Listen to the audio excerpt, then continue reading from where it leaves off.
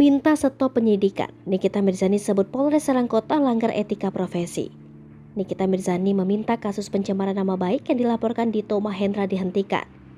Kuasa hukum Nikita Mirzani, Fahmi Bahmid, juga meminta Polresta Serang Kota menghentikan penyidikan terhadap Nikita Mirzani.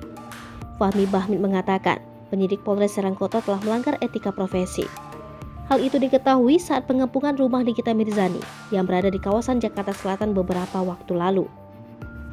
Nikita Mirzani sempat melaporkan Polres Serang Kota terkait dugaan pelanggaran etika profesi ke Propam Mabes Polri beberapa waktu lalu. Diberitakan sebelumnya, Nikita Mirzani telah dijemput paksa oleh kepolisian Kamis 21 Juli 2022 sekitar pukul 14.40 waktu Indonesia Barat di kawasan Mall Senayan, Jakarta. Saat dijemput paksa, Nikita Mirzani tidak melakukan perlawanan apapun.